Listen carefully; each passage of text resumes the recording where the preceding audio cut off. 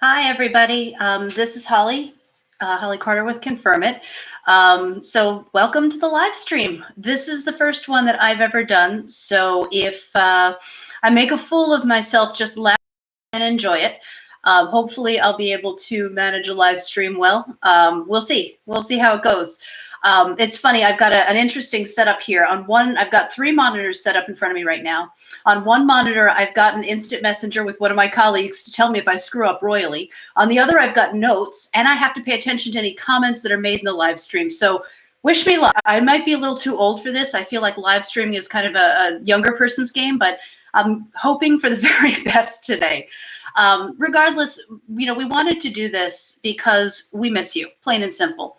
Now, this time of year, as many of you know, is kind of event season, and we would be off and attending various functions and events and getting to have conversations and enjoy time with you. And we miss it. And we thought, maybe you miss us too. Maybe we can get together. This is a great way for us to have those conversations. It's about as live as we can make it, right? It's a live stream, so we just hope that you're going to be interactive with us as well.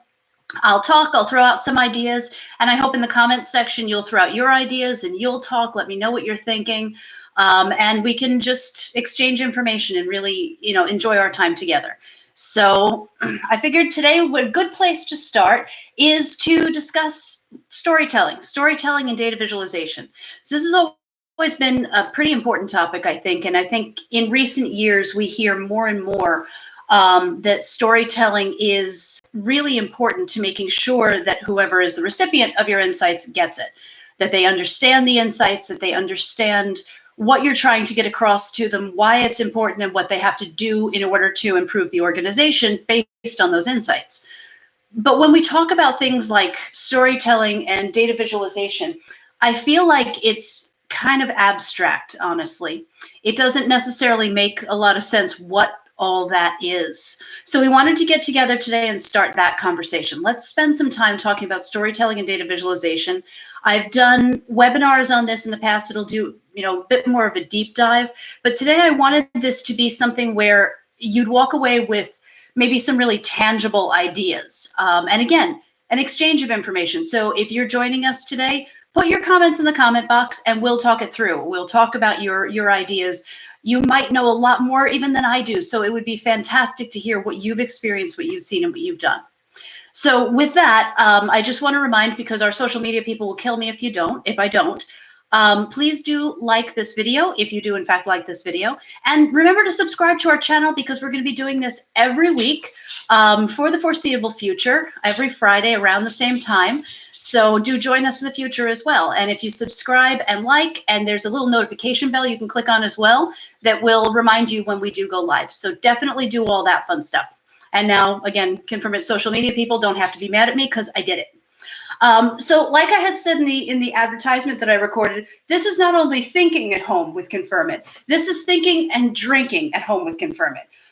It's Friday. We're all stuck at home. Nobody's really going out and having fun and doing, those fun, cool things anymore. So the boss will never know. Let's enjoy our afternoon while we talk about storytelling and visualization. So with that, I thought probably when we're talking about storytelling, one of the best places to start is just an understanding of what a story is. All right.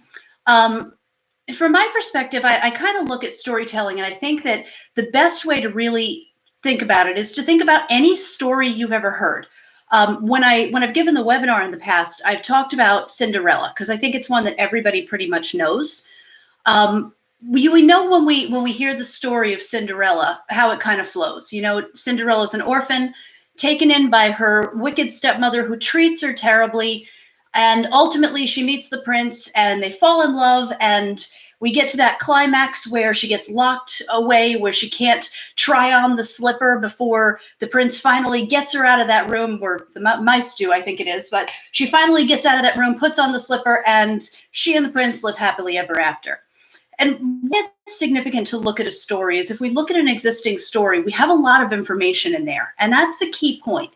What's great about the way a story is that we have lots of information, or in our case, lots of data. And when we put all that data together, we've put it together in a logical order. And that logical order kind of follows a particular progression. We're going to start out with some foundational elements. Cinderella is an orphan. She lives with her stepmother. She's not treated well. Those are our foundational elements. Then we get to a place where we start to find out what is that thing that she wants? What is that thing that's so important? We're starting to get to that climax. So you can see there's almost like a mountain shape there as we escalate away from the basic facts up to that big point, the most important thing. And then as we descend that mountain, we start to get into how does this all play out? What does this all mean? And what's the end going to be? What's coming next? So that's how any story should be, whether you're using data or whether you're telling a story of Cinderella. Anytime we're telling a story, we want to be sure that we have contextual information. We want to be sure we have that core insight or that climax, and we want to be sure that we're ending it. And what happens all too often is that sometimes people forget some of that. They forget to tie it up with what is the business action we need to do? What is our thing that is going to lead us to happily ever after? What are the, at the beginning of the story, we might be jumping right into the insight too early, or, getting to kind of provide a little bit of foundation before we get to that insight. So I think that's a key thing. When you're thinking about storytelling, consider whether you're telling the whole story. Now that relates back, of course, to data, because if you're going to be telling a story like that, where you've got that foundational, that contextual information, and you're winding it down to a place where you're going to be giving recommendations on what to do with those insights, then you need to consider, do I have the data to support that? So of course, you need to make sure you're getting the data to support that. And of course, that can come from a million different places. Data can be coming in from surveys. It can be coming from social media. It can be coming from existing business systems that have various elements or pieces of information about the business or about the consumer in there. But making sure you have that data to tell the story, to set the stage, and to help wind down how are we going to apply the insights that we're providing. So these are all really important bits around telling a story.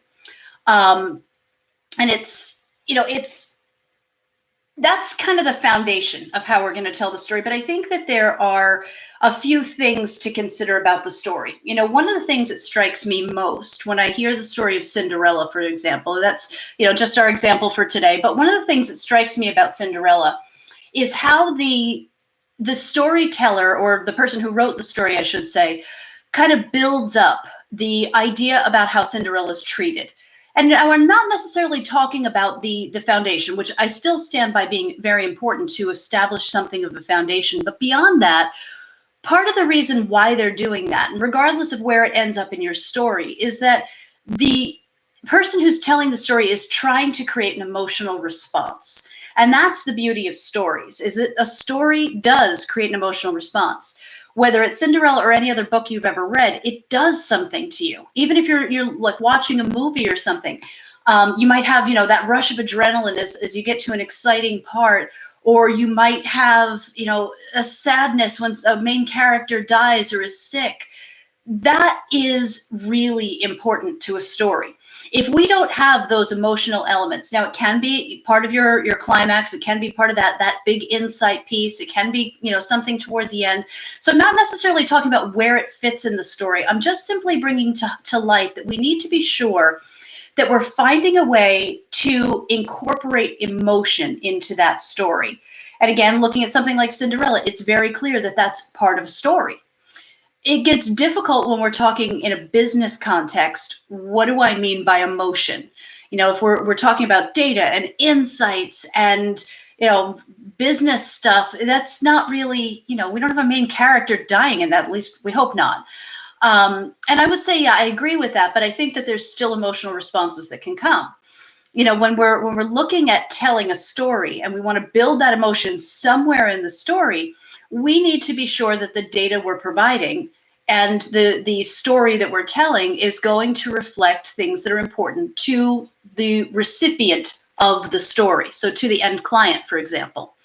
So what would be something that would cause or bring about an emotional response when you're talking about telling that story? Well, in a business context, oftentimes it's going to be money. So what is the financial outcome? What could happen if we do react or act on this? What happens if we don't? What are the financial matters that have brought us to the point where we need to do something with this insight? So that's one place. Another thing that kind of brings that emotional response is going to be talking to people's KPIs. What is it that they need to accomplish on a daily basis in order to keep their job, in order to be successful at their job? That's very emotional for some people. If I don't hit my goals, my boss is going to come back to me and say, you're a loser, you're out of here. And that's not what I want, especially now. This is a tough time to be without a job. So, we need to be that when we're telling a story and we want the story to really be impactful and make people do something about the story, take action on the insights we've uncovered, we want to be sure we're including some emotion in that story. So obviously we've got all the components of the story and some emotion in there. And this relates back to what I was saying before about choosing your data. So when you're trying to pick what data you're going to be sharing or using as to build out your story and ultimately build out the visualizations in the end, we want to be sure that that data is young, and she gets a little older and she is having a little bit of a tough time at home and so on. And that's a challenge. That's difficult, but we have a progression in that story. Then we move from the point where she's having a hard time to the spot where she is, fighting against that, to the point where she's doing something about it and she's getting success in the end. There's a clear progression there. There's an organization there. And that's really important in the story as well, that we want to be sure once we've got that data that we know is going to fill the story and solicit an emotional response, logically organize it, put it in a way that's going to make sense. It might be, beginning through end. It might be end through beginning. You can tell a story in a lot of different ways, but it has to be in some sort of order. Chronological, bring the insight to the top and work your way backwards to justify. A lot of different options there, as long as you maintain some sort of organization that doesn't make people get confused. Obviously, the point of telling a story is to highlight something new, to get people to understand that there's some important information that you're trying to share. So any story you're telling should inspire people to understand that there's something they're going to learn. They should be walking away with some important information. Another key piece to the story is to make sure that you're not going on and on and on for days. You want to be sure that the story you're telling is concise, right to the point, that you're not losing your audience in a lot of fluff, right? We want to be sure that we're jumping right into the most important bits of information. So in the data that you're choosing and how you're displaying it, how you're telling the story, make sure you're not including junk. Again, there is a certain selection process. You need to know your audience, know what they're trying to accomplish, know what you're going to use as the emotional draw in the story. Select the data wisely. Just because you have the data also doesn't mean you have to use it. Not all data is valuable to telling your story. Obviously, something you need to pick based on the story you're telling and what you're trying to communicate. But definitely take your time and think, do I have to say this? Is it common knowledge? Is it redundant? Is it unnecessary? Is it fluff? And skip the fluff. I think that this kind of leads into, another tip here is the idea of don't overcomplicate it. It's very similar to what I was saying before about keeping it brief and to the point and getting to where you need to go. Don't add stuff that's going to make people get confused. And again, very much relates back to your selection process for the data and how you're going to display that. Make sure that it is really easy for people to understand what you're trying to get across. And again, all that fluff just overcomplicates everything, and we never want to overcomplicate things. I think, as we start to progress a little bit, I think, when we're telling the story, and if you look back at any story ever, there's always a hero or a heroine in the story, right? And I think one of the key things that as insights professionals we try to accomplish is to make sure that the people who are hearing our stories really understand that they need to do something. When we have insights and we have data and then we have insights, if we take that and present it and nobody does anything with it, ultimately nothing will come of it, right? So we've basically collected data, done all sorts of fancy analysis and so on, and it was for naught because nobody took any action on the insights that we provided. That's a huge epic fail. We need to make sure that there is action taking place. And as I talked about before, we need to make sure that there's some sort of happy ending. We need to lead our story down the happy ending. Now, these two concepts kind of pull together in that we need a hero, we need a happy ending, and we have the data to ultimately make our end story listener, the audience, that hero. And what we're trying to do with that, just like in the Cinderella story, the hero really, I think, there's probably a lot of different people you could give a hero role to in the story of Cinderella. Probably the biggest hero of all was Cinderella herself. And that's great and that's kind of along the lines of where we're going with this. We want to be sure that the person receiving the insight understands that they are the hero. In the case of Cinderella, the mice helped her, they got her out, and fairy godmother helped a little bit, but really in the end, she's the one that won the prince. She's the one that challenged her stepmother and said, no, I'm trying on the shoe too. And that's how we need to kind of build up our story for our audience, is to make sure that they understand as we're telling the story, you, Mr. Audience Member, are the person who can make this right. You can do this. You can change that. And make sure that they understand that that happy ending for that story is coming after their own effort, after their own work. And again, that's part of the storytelling process, to make sure that you're delivering that in a way that people understand they need to take action on these insights, because if they don't, well, you've got a big problem. I know that in some cases, especially in certain areas of research, we don't necessarily think it's all that important to be so concerned about the action. We hand off the insights, that's your job now, you go do what you do. But the truth of the matter is, if our audience is not receiving the insights and using them, in the end, they'll think there's no value to our research, to the work that we're doing. So we need to be sure that we are driving action at all times. Even if we're not directly driving action. And like I said, one way you can do that, if you're not directly making the changes to an organization based on the insights, if you're only sharing the information, at the very least, you can make sure that the audience knows they are the hero. They are the ones that can change this. And this is easy enough with very direct statements or delivering information, again, that causes that emotional response. That's going to be a starting point. Make the emotional response, and then very direct statements of, if you change X, Y, Z, this will be your outcome. So again, we've got that sort of tie up there of, using the appropriate language when we're telling the story, organizing the story in the right way so people can get to that point where they learn how to get their happily ever after, using the right statements, they understand who is responsible for it, making the information emotional so they're sitting at the edge of their seat waiting to receive that insight. It's all these pieces tied together to make it clear that the audience is the one who's going to have to take action in order for this to work, as it were.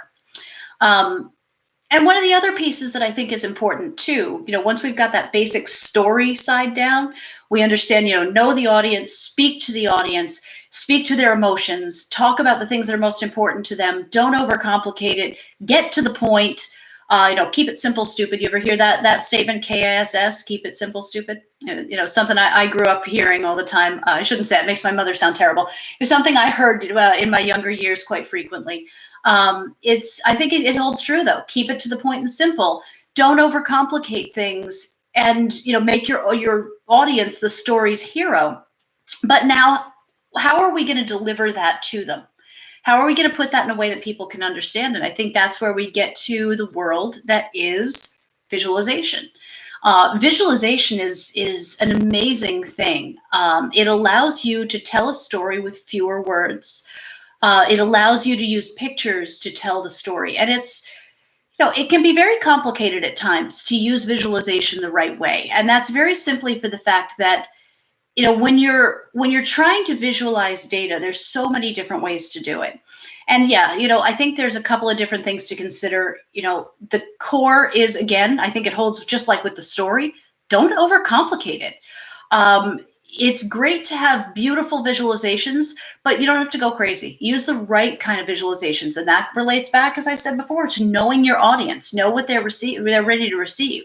Sometimes it's fantastic to have things that are extremely heavily branded, that have a lot of great things, but other times you're going to find sometimes a simple bar chart is enough. But you need to make that determination. But keep in mind that simplicity is important. We want to be sure that we're not distracting people going the wrong direction. Then telling that story, I want to kind of point out that too. And when we're telling the story in a visualized way, you might not be there to talk through that story. So now all the elements of storytelling we talked about already, you need to translate that into pictures. And that can be complicated. And this is where the beauty of infographics come. And I think infographics are really powerful because they use visual techniques to guide you through the story and take you to the end result where you know you have to take action. And if you don't, here are the consequences. And if you do, here are the benefits. So you have the ability in an infographic style delivery to be able to allow people to easily follow through the story, no questions where that story is moving or what direction their eyes need to go. You have the power to tell that complete and comprehensive story. So consider infographics as a way to kind of guide your story and get the information out in front of people. And then as you're putting the information into an infographic, or maybe you just decide to, create a nice, highly visualized PowerPoint or whatever, that's fine too. But make sure that you are sort of highlighting the most important things. So when we talked about telling the story, I talked about kind of having that arc where we're starting with some starter information, some foundational information, and then you get to that climax or put that insight up there, and then you bring it back down with the information that's going to lead us to the happily ever after. How do we get to that wonderful spot of having fixed whatever problem that we might have? So the thing with that is there's a lot of supplemental information there when you're looking at an infographic, or when you're looking at a PowerPoint presentation. You're not necessarily there to speak the words to your audience. In that case, you want to be sure to use certain visual elements to pull out the most important bits. And those visual elements around the most important bits, so maybe it's the key insight itself or key pieces of information that you need to be sure are jumping off that page, because that's what's really important out of that part of the story. In that case, you can use these visual techniques and visual, strategies, if you will, to kind of make information pop up. And that can be, different colors that you use on your page. It can be making certain font or numbers or whatever a little bit bigger, or withholding visualizations in certain areas that are more supplemental information, keeping them simple and doing something a little more flashy on the main insight, or vice versa. So you just want to think about those different visual cues that you can use to kind of highlight and bring up, sort of elevate those most important aspects of the story. But again, making sure you never overcomplicate it. That I stand by that in every way, shape, and form. Depending on your audience, depending on what you're trying to accomplish, sometimes a bar chart is good enough.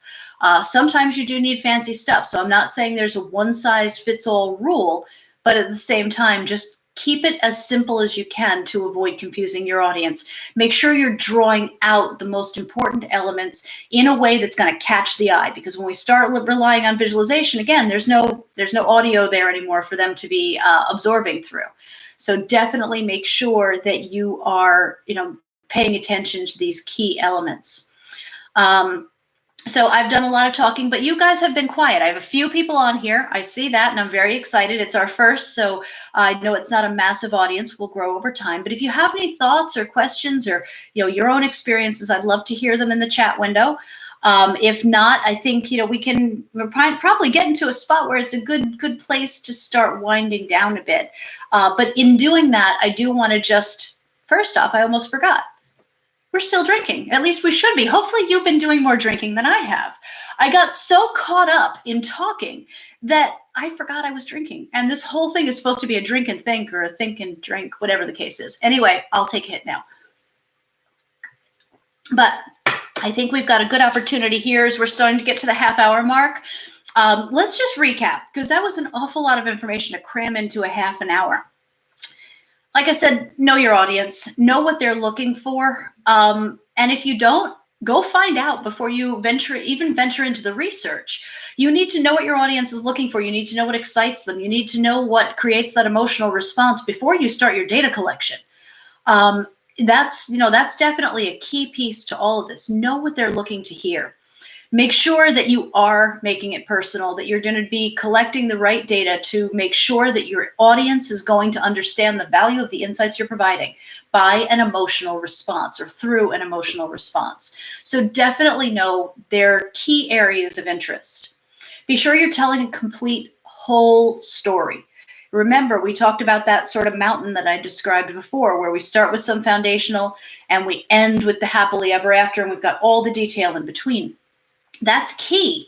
If we're not providing that foundation and we're not providing the happily ever after or that what's next or how do I benefit, what's in it for me perspective, your story's going to fall on deaf ears. So we need to have that nice, complete story. And it doesn't matter how you tell it. Again, the order, the chronology, that's up to you. You can tell stories backwards, forwards. You can start with the insight and then the gaps afterward. Telling the story is your call, but make sure you have a sufficient amount of information to provide that whole story. And of course, make sure it's logically organized. We want to be sure it's going to make sense in the order you're putting it in, though you do have many options for how to display that. Make sure you really jump off the page with what you're trying to teach them that's new and that they know what that end result is. Keep it short, simple. Don't overcomplicate things and show them. Don't just tell. Include those visualizations and consider how an infographic style might help you to tell that story in a more organized way.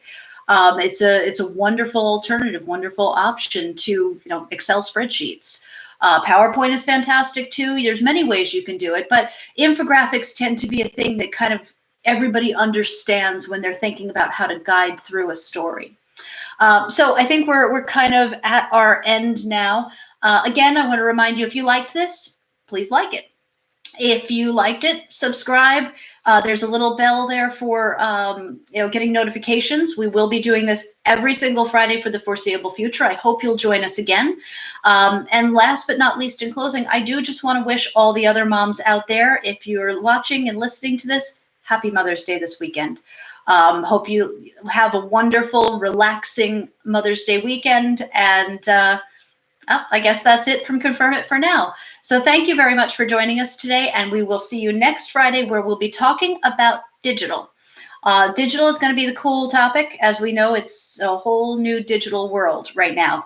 That's pretty much all we've got these days. But the challenge becomes that the world just basically jumped 10 years forward in digital transactions in a matter of 2 months. And a lot of us from a business perspective are struggling to catch up. So we're going to talk about digital next week, and we're going to figure out how we can improve the digital experience we're providing to our customers. We have a few great ideas that we're looking forward to sharing with you. So thank you very much, and definitely looking forward to seeing you next week.